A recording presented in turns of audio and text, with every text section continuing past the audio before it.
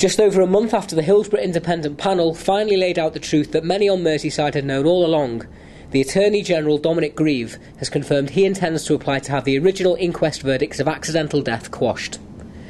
The original judgments, based on the flawed imposition of a 3:15 cut-off time for evidence, have been a major bone of contention for families and campaigners, who have hailed Mr Grieve's decision as a significant step forward in the battle for justice. I think it's absolutely great news that they've put the petition in for the inquests. It's only about time that these things come to light and people do need to pay for it. Why do you think new inquests are significant?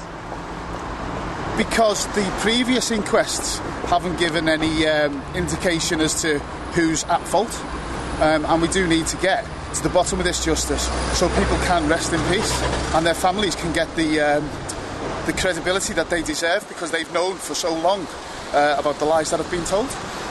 I knew quite a few died, and I do agree with having another opening of it all and finding out the truth about these policemen and why we were called so badly over it all. Didn't need it, and remember, the people who lost their sons and daughters, husbands, whatever, and children will never get over it. Well, I think it's not before time. These people have waited for justice for 23, 24 years, and hopefully, however long it takes, those people that are responsible for what happened that day face justice. How do you feel about the fact that it's taken so long to get even this small step along the way?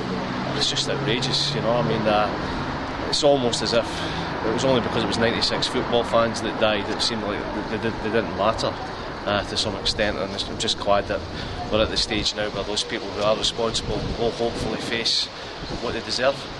Something that definitely needed to happen so they can actually have a look at it properly. The fans need an answer, so do the families. They've been waiting too long. Are you confident now that people will be brought to justice?